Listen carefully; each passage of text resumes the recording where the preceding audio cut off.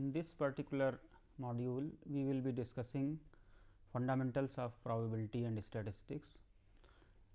Nowadays, probability and statistics plays a very important role in all walks of life, all engineering and science disciplines, in social sciences.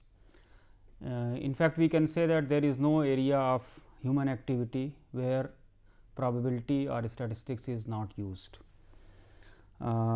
The subject of probability is as old as the civilization itself.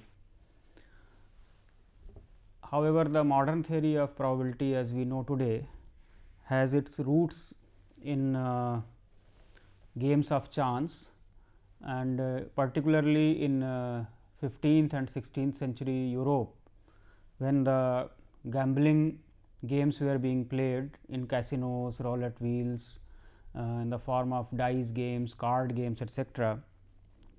Then some of the people got interested in knowing the that what are the chances that if they bet on a certain event, then whether it will be more likely or less likely. For example, in a game of cards, they would like to know whether a particular player will get all the 4 aces or all the 4 kings, or whether he will get the top 4 cards of a particular denomination. This led to the certain correspondence and activity among the mathematicians, especially two of the. So, today we will discuss basically the laws of probability, the basic laws of probability. Some of the famous mathematicians of the day, for example, Fermat, Pascal, they had a famous correspondence in which they discussed the elementary laws of probability. However, the first published work is probably by Huygens in in the year 1657 in his book. There is also contribution by James Bernoulli around the same time. The landmark, or you can say the first milestone in the development of the subject probability, can be considered by the monumental work by Laplace, the French mathematician, in his book Théorie analytique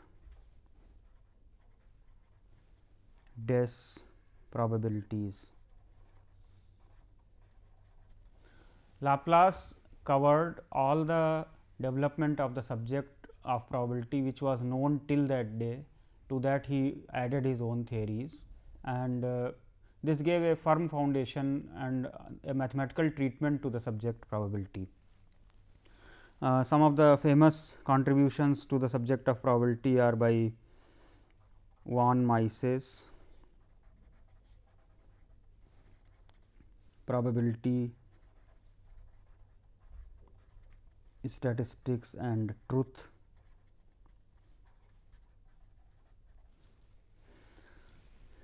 The modern probability theory, that is after the Hilbert's development of that any mathematical theory should have an axiomatic setup, and from there the entire theory should be able to derive. This led to the axiomatic development of the probability theory, and A. N. Kolmogorov, the Russian mathematician, published a book in 1933, Foundations on the Theory of Probability.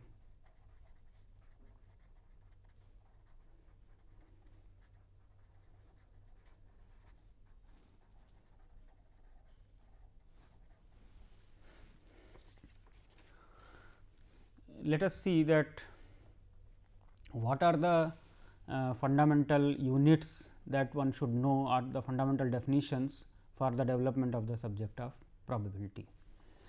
So, when we give a typical statement that it is likely that it will rain today, or I may miss my train today, or my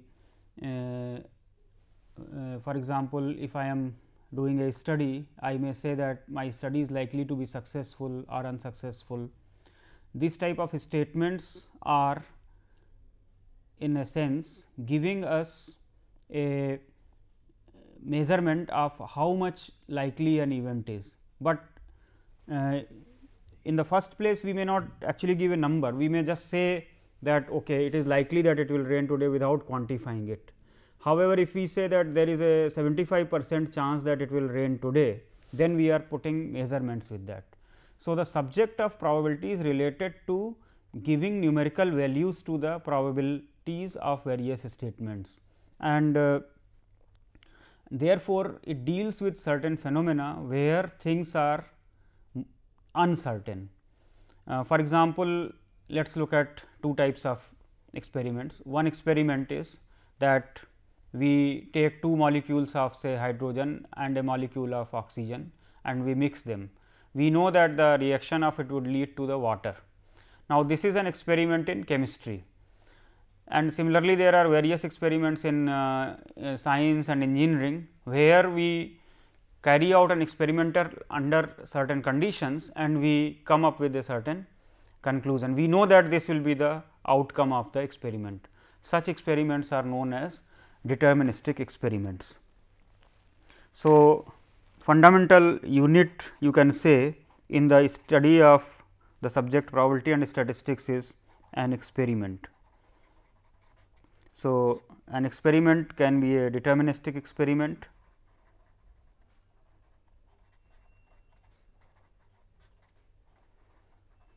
I gave the example of a deterministic experiment just now. Another experiment could be where if we conduct the experiment, we are not sure of what outcome will be there. For example, if we toss a coin, then we may get a head or tail, or we may also include the possibility that it may stand on its sides. If we toss a die, then we may get any face up, for example, 1, 2, 3, 4, 5, 6. If we talk about the weather tomorrow, then the weather could be sunny, it could be cloudy, it could be rainy, there could be thunderstorm. If we are talking about say next 10 years, say status of the number of earthquakes in a particular seismic zone, then there may be one earthquake, there may be no earthquake, there may be 3 earthquakes, or there may be 15 earthquakes, and so on. Now, these are the kind of events where we are unable to know the outcome of the experiment beforehand. Now, we say experiment does not mean that only laboratory experiment. Experiment means observing or conducting something under certain conditions. So, when we say weather, then we are only observing the weather, because as we know that there will be spring, there will be summer, then there will be rainy season, then there will be winter, and so on. So, the weathers happen due to certain natural phenomena. However, when we want to observe that, then it is considered as an experiment, and if we are looking at say day to day or behavior over a period of time, then it is a random experiment. A non-deterministic experiment is known as a random experiment, because we are not sure of what outcomes will be there in the beginning. So, random experiments are the one. Here the outcome is not certain beforehand.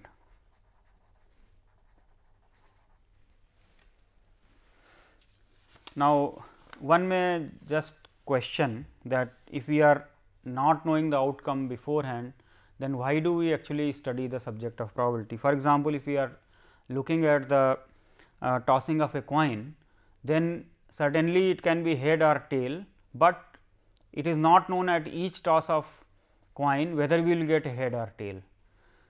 But there is another feature of such experiments which allows us to study the subject of probability on a more theoretical basis. For example, if we conduct the experiment say 100 times, suppose the coin is a fair coin, we may observe something like say 48 heads and say 52 tails out of 100 times. Suppose we conduct the experiment of tossing of a coin 1000 times, we may observe that there are say 505 heads and say 495 tails.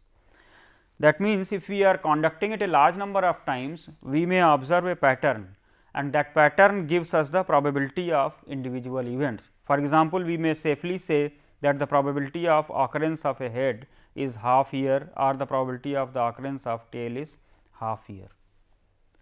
Similarly, if it would have occurred that my conducting of these experiments would have yielded, for example, in the toss of 100 times, suppose we have 60 heads and say 40 tails.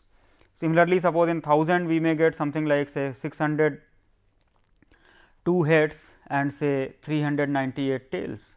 Then we may be more inclined to say that it is a biased coin in the favor of head, and we may put say probability of head as say 2 by 5, sorry 3 by 5, and probability of tail as 2 by 5. Therefore, what we observe here is that individual experimental outcomes are not known, but there is a long term statistical regularity. This term is known as statistical regularity, that is the long term behavior that one can say. So, for example, in a 1000 births in a city hospital in a period of say 6 months, we may expect that there are 500 girl childs and 500 boy childs born. If we observe the weather pattern over several years in a monsoon region, then we may say that during the monsoon the amount of rainfall may be say 100 centimeters. Or if we are observing the weather pattern of drought and rains, we may say that after every 10 years there is a likelihood of a drought year. So, for example, we may say that the probability of a drought is 1 by 10. So, this long term behavior that we can make about, that we can predict about a uncertain event justifies the study of the subject probability. Now, we introduce the examples of random experiments. So, we may consider various kinds of phenomena. For example, I just mentioned about say tossing of a coin, throwing of a die, picking up a card from a deck of cards, etc. However, these are not the only textbook kind of examples that are random experiments. There can be many more. For example, we may observing the number of vehicles crossing at a busy traffic signal during an hour. So, here for example, the number of the vehicles could be 0, 1, 2 and so on. The amount of rainfall in a certain say geographical region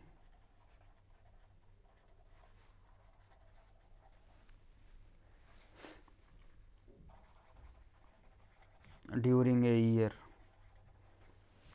So, depends upon the region. Suppose the region is such that it receives lot of rain, then this amount could vary from say 20 centimeter onwards to say 200 centimeter. You may have interval like this. The weight of a child is recorded at the birth.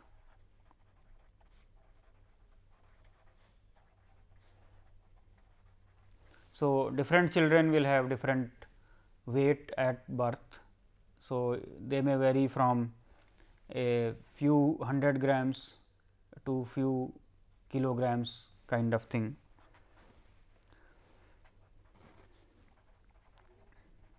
The number of times a child contacts a cold infection during a year,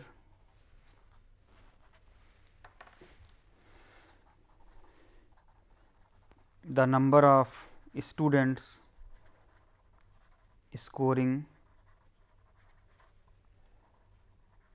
more than qualifying marks in an examination. So, for example, the total marks are 100 and the qualifying marks are fixed as say 60. Therefore, how many students out of the total number of students which are appearing, how many of them will cross that qualifying marks, that will become a random experiment.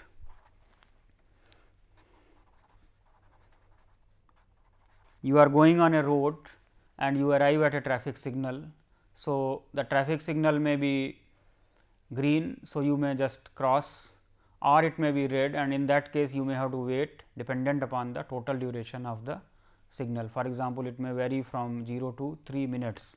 So, the waiting time at a traffic signal.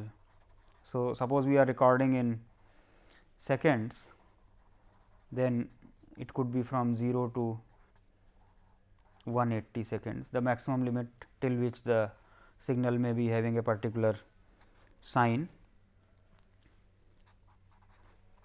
The time to decay of a page in a textbook. So, this could be the time recorded in years. For example, it may take say 20 years to 100 years for the pages to decay, or maybe 20 years to 200 years for the page to decay.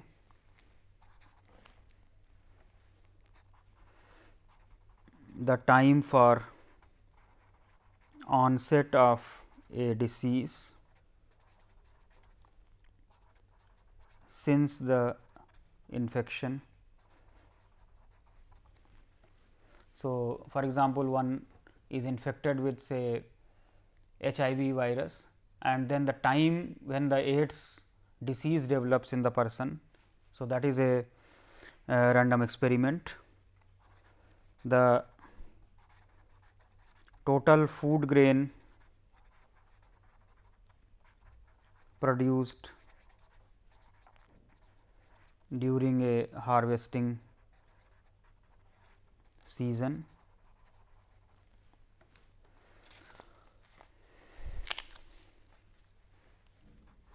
The number of units of an item sold from a store during a day. So, you can see that the examples of random phenomena are as varied as possible, and the examples are ranging from engineering, physics, medical, social sciences, economics. So, almost there is no area of human activity where the random phenomena is not there. In fact, the quantum mechanics assumes that the movement of the electrons is random, and that is why the modern theory of physics, or as it is called statistical physics, is there. Now, we look at some basic terminology which is used in the subject of probability, and then we will define the probability. So, let me take the basic unit of a random experiment is a sample space. So, a sample space is the set of all possible outcomes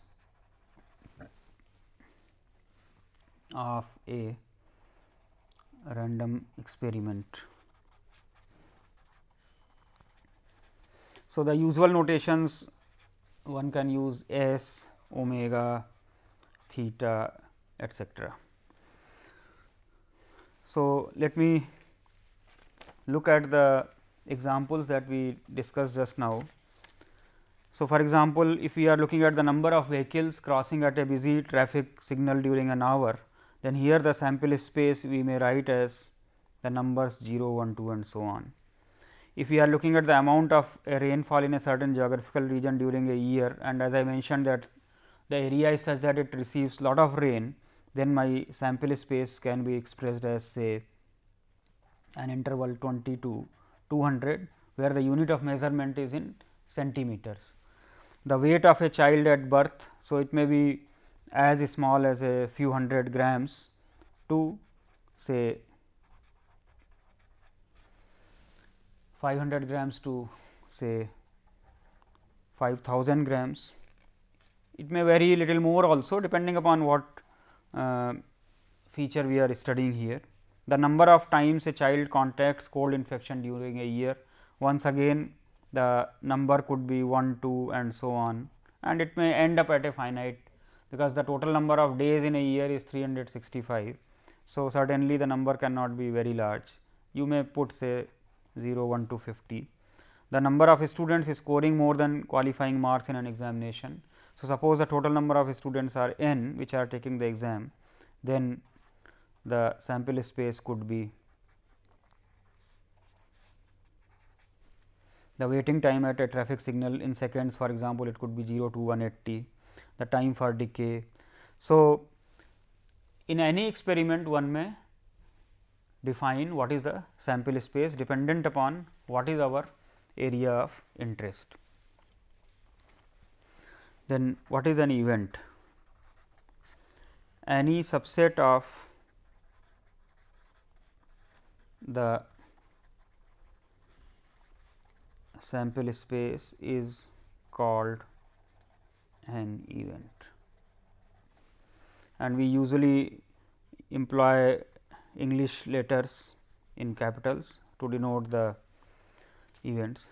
So, for example, if we look at the number of vehicles crossing at a busy traffic signal, I may define the event A as the number of vehicles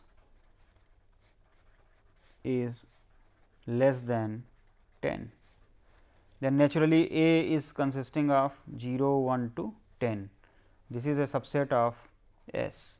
I may consider say the number of times a child contacts cold. So, we may say the number of times the child contacts the cold. So, we may put is say more than 3.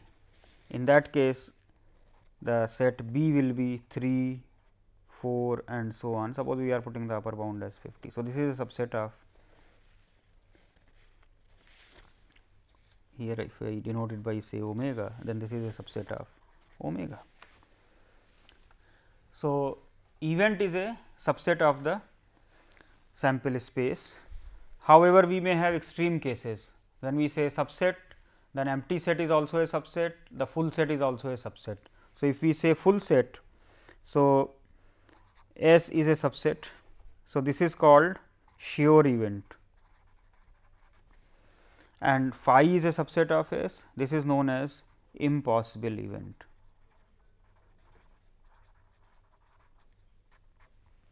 For example, if we say that the weight of a child at birth is minus 32, then it is a impossible event.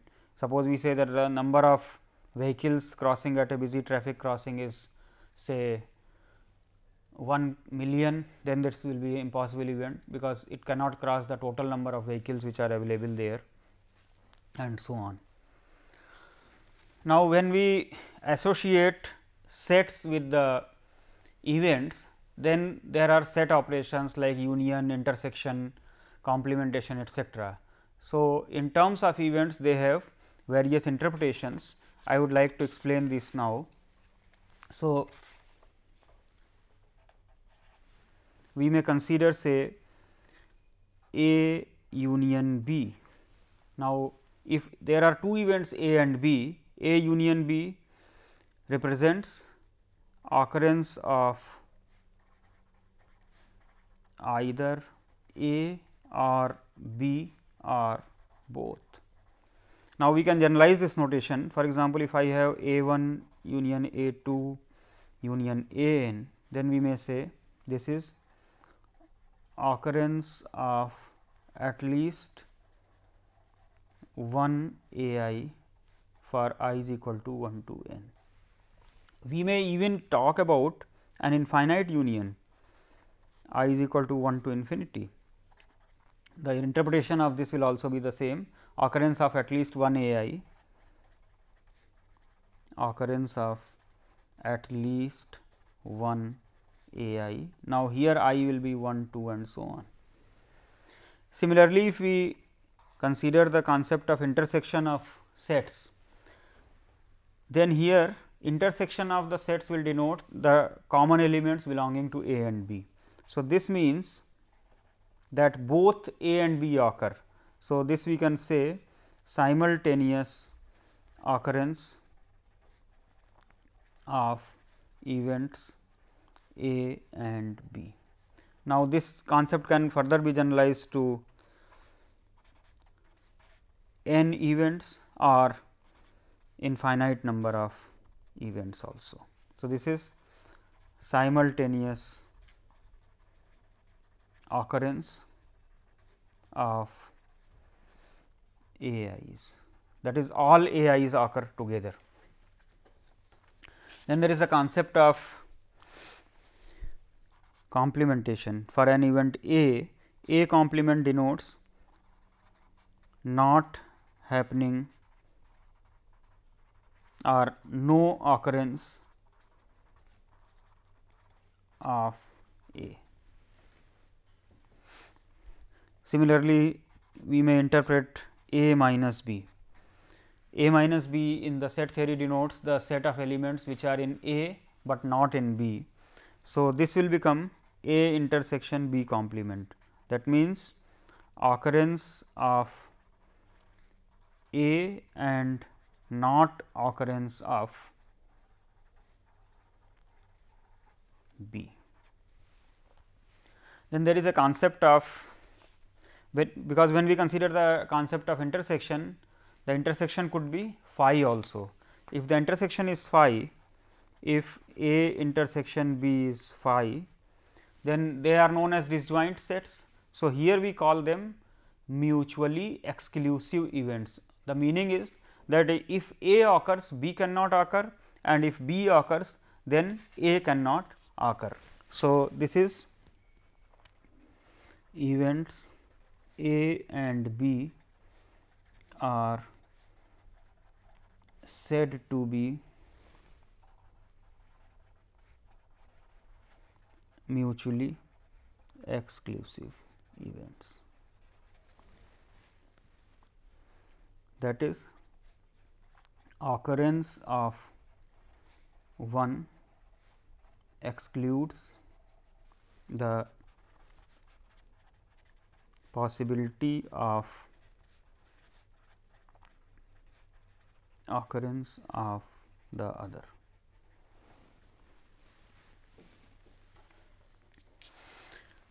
There is also a chance that some of the events, for example, A union B is equal to the full sample space.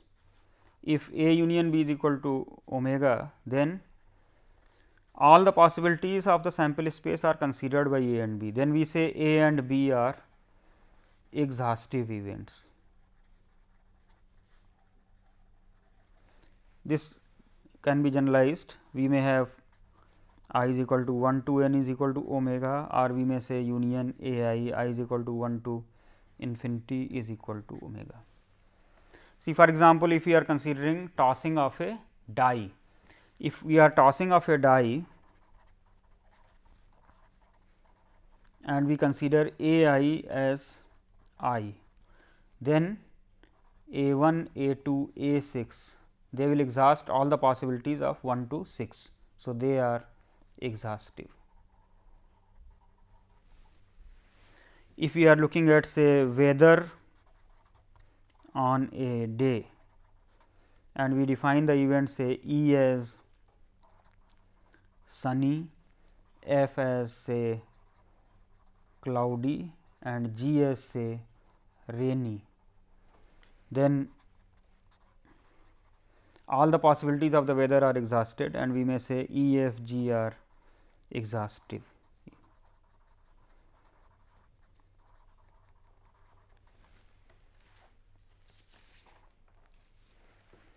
Now, we are ready to look at the one of the preliminary definitions of probability, which we call as a classical definition of probability. This can be attributed to Laplace. He was the first one who gave it in this particular form.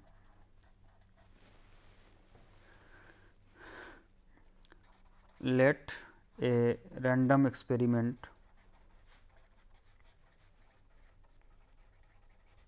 be conducted. Suppose it has n possible outcomes and these outcomes are exhaustive. That means, we have considered all the possibilities, equally likely. Equally likely means that each of them has the same chance of appearing and mutually exclusive. That means, occurrence of one will be excluding the possibility of the occurrence of the other. Let E be an event for which m of these outcomes can be considered to be favorable.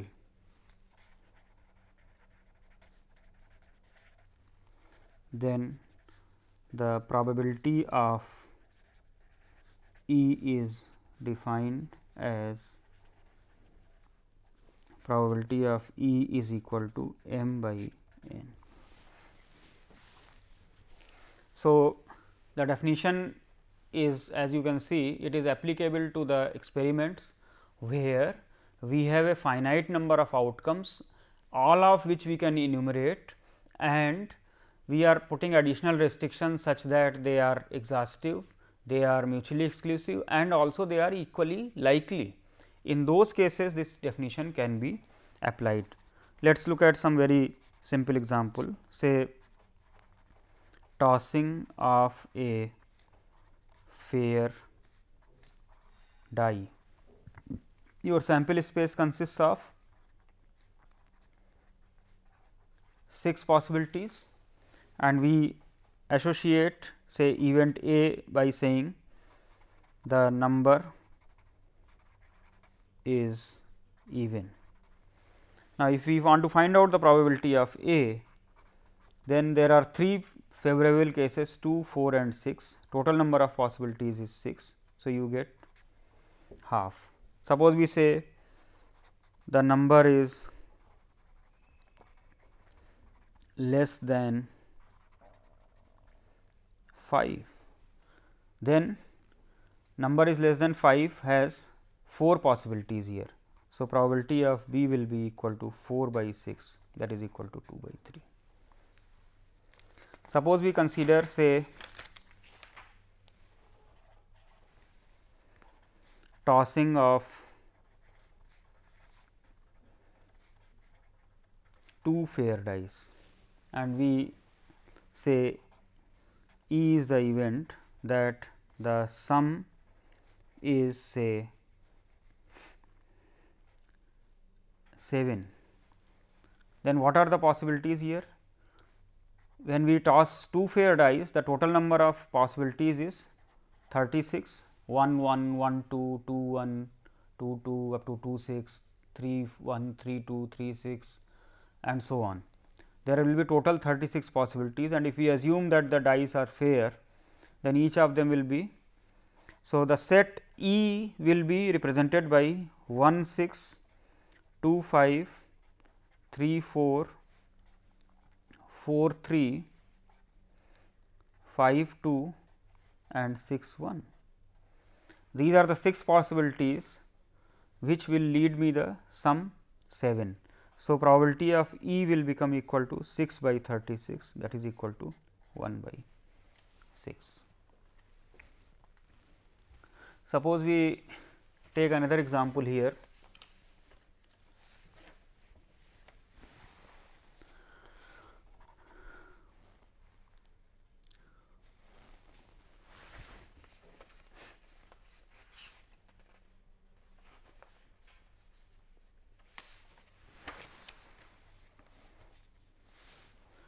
Four players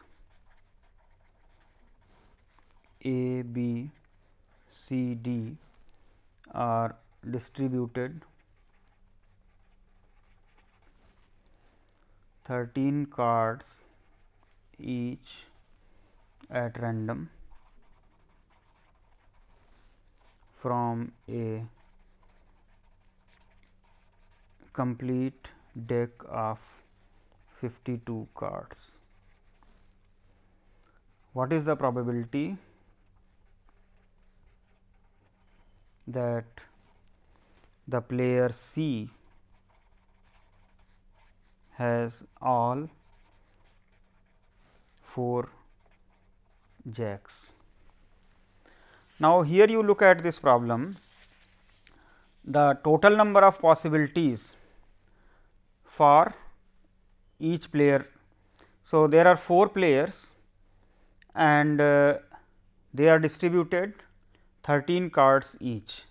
So, the total number of possibilities for a player C, because we are interested in the event for the player C, the total number of cards that the player C gets is 13 out of 52. So, if we consider the possibilities, it will be 52 C 13. Now, he is getting all the 4 jacks. That means, out of his 13 cards, he is now total there are 52 cards, out of which there are 4 jacks, and he gets all the 4.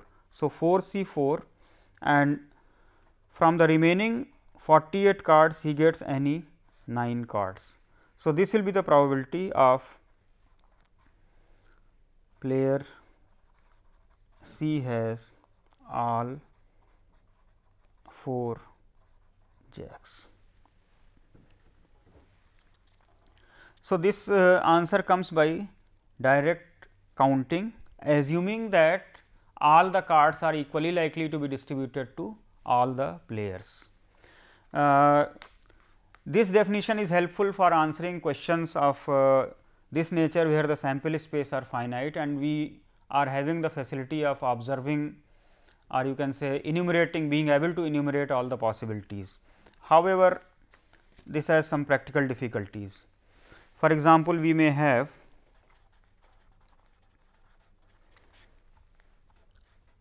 this total number n need not be finite or determined. We may not even be able to determine what is n. Another thing is that we are assuming here that the events are, or the outcomes are equally likely. The meaning of equally likely, which I mentioned, is that they have the same chance of occurrence. Now, chance is associated with the term probability. We are defining probability here. In that sense, this definition is circular. The definition fails. We are already assuming that each outcome has equal probability. Therefore, this particular type of definition is applicable only to theoretical kind of exercises. The definition of probability here uses the term equally likely, meaning outcomes which have the same probability of occurring. Thus, the definition is circular in nature.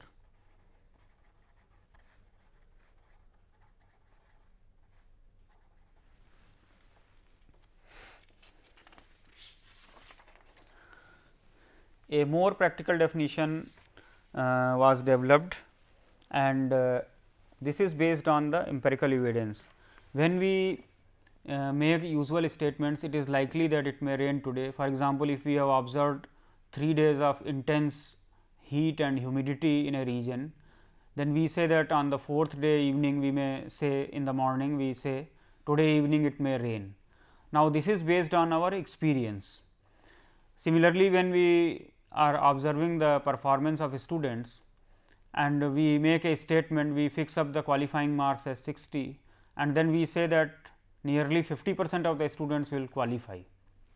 Now, this is based on our previous experience or previous experimentation for the same event. As I already mentioned that the subject probability itself is of interest because of the feature of statistical regularity or long term prediction. Therefore, another definition which is a more statistical definition is based on the empirical observations. So, we give empirical definition of probability. This is also called relative frequency definition, relative frequency definition.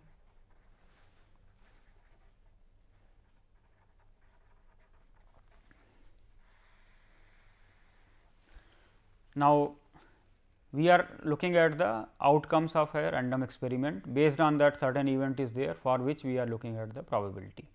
So, for example, whether it will rain after 3 days of intense heat, etc. What is the probability of the students qualifying a given examination? What is the probability of a patient recovering from a certain disease if he is given a certain medication? So, in all these cases we are observing. So, for example, patients are being given certain medicine for certain disease, and then we have the data that how many of them may be recovering. So, maybe 90% are recovering, maybe 80% are recovering, and so on. Now, each unit of observation. So, for example, one patient is being given the medicine or medication for a certain disease, then second patient is given, and this we are observing over a period of time. This is considered as repeatedly conducting the experiment, and we may say roughly that it is conducted under identical conditions. So, and also we may assume that occurrence or happening of one experiment, that means, whatever be the outcome of one experiment does not affect the outcome of the next time repetition. So, for example, one patient is given a certain medicine, he may recover from there, and now a second patient comes with the same disease and the same medication is given, he may not recover. That means, effect of one occurrence should not be there on the other one. So, we say that the random experiment is repeated under identical conditions and also independently. Now, we see how many times over a period of time or how many times over a certain number of trials this particular event occurs. Now, this ratio is some value, and over the long range when we are observing over a period of time, this will stabilize. This is known as the probability of that event. So, let me write it here. Consider a random experiment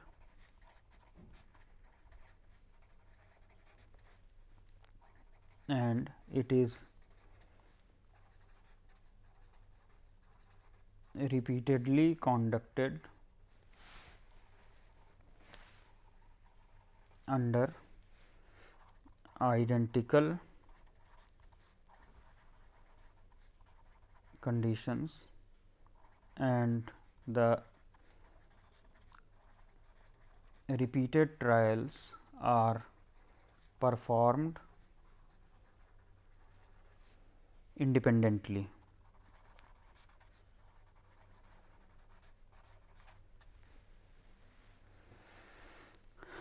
Let say P n be the number of occurrences of a particular event A in n such repeated trials of the random experiment.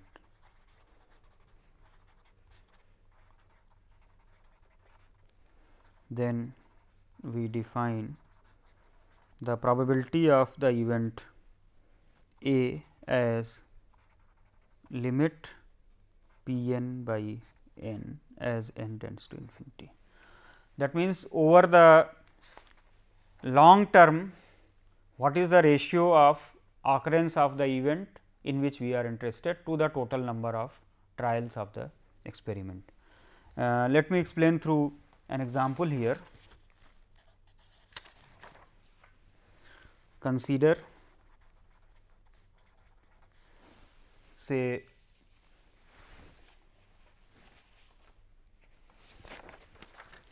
let us consider weather report of a region for say 1000 randomly selected days from say 30 years data. Suppose the weather pattern is say sunny day, cloudy day, rainy day, sunny day, cloudy day, rainy day, and so on. The pattern is somewhat fixed, that is 2 sunny days followed by a cloudy day and then a rainy day. Now, we are interested in finding out the probability of, we want the probability of a sunny day. So, we look at this ratio P n by n. Now, this P n by n, when the first trial was there, we observed sunny day. So, the ratio becomes 1 by 1. In the 2 trials, 2 days it was sunny, 2 by 2. Now, the third day turned out to be cloudy. So, the number of sunny days in the 3 trials is also 2. The next day turned out to be rainy. So, the number of occurrences of the event S was 2 out of 4 also. Then 3 by 5, 4 by 6, 4 by 7, 4 by 8, 5 by 9, 6 by 10, 6 by 11, 6 by 12, and so on. Now, we want to find out the limit of this. If we just observe like this, it is difficult to find out the limit, because the numbers are changing rapidly. So, we put it in a more mathematical form. We can write like this. It is equal to, if we observe each fourth occurrence here, this is of the form 2 by 4, 4 by 8, 6 by 12, and so on. That means, we can write it as 2 k by 4 k whenever n is of the form 4 k. If we observe here, it is 2 k by 4 k minus 1, that is whenever n is of the form 4 k minus 1. Here it is equal to 2 k by 4 k minus 2 whenever n is of the form 4 k minus 2. It is of the form 2 k minus 1 by 4 k minus 3 whenever n is of the form 4 k minus 3, for k is equal to 1, 2, and so on. clearly you can see here that each of this subsequence converges to half. This is equal to half, as k tends to infinity this goes to half, as k tends to infinity this goes to half, as k tends to infinity this goes to half. So, clearly you can say limit of p n by n as n tends to infinity is equal to half. So, probability of a sunny day is equal to half. So, this is a experimental you can say demonstration of this method of the relative frequency. So, here if you see that 2 sunny days followed by 2 non sunny days, if that is the pattern, then definitely the probability of a sunny day over a period of time should be half. So, relative frequency definition is based on the experience, and this is the most widely applicable definition of the probability today. The definition which I gave earlier as a mathematical definition is more applicable for theoretical problems, where we can see that the conditions of the are satisfied. Now, in this also there may be some discrepancies. For example, we are taking the ratio. Now, that ratio will have a limit. Now, that limit could be 0 or 1 also. For example, you may say p n is equal to say n to the power 1 by 3. Now, n to the power 1 by 3 is not a negligible number, but if I consider p n by n, then that will become 1 by n to the power 2 by 3. So, that will goes to 0. So, probability of a non null event may be 0, which looks little counterintuitive, although in the long run it has a meaning. What it means that as n becomes large, n to the power 1 by 3 becomes much smaller compared to n. Similarly, we may have say p n is equal to n minus root n. In that case, p n by n that will converge to 1. Now, here you can see that the event is not a sure event. So, probability of a non sure event may be 1, which is again little counterintuitive, although from the statistical description of the probability this is all right, because what it says that if we have n large, then out of that the number of occurrences of the event is almost full. That means, sometimes it may not occur, but that number is negligible. However, because of these drawbacks, we cannot use these definitions as the you can say axiomatic definitions, because they do not satisfy all the conditions. There are certain other problems also. For example, this requires that the experiment be performed, or we should be able to observe the occurrences and the outcomes of the occurrences. Now, there can be various experiments where this is not possible. For example, rare phenomena, or suppose we are looking at industrial experiment, and an industrial experiment, suppose it is a large scale industrial experiment. In that case, if we have to look at whether the system will fail, at what time it will fail, then certainly we have to wait till the time when the system actually fails. So, in many of these conditions, the direct application of the definition is not possible. Based on this, in Kolmogorov, the Russian mathematician, gave a now the well known axiomatic definition of probability. So, we have the sample space and we consider a class of subsets of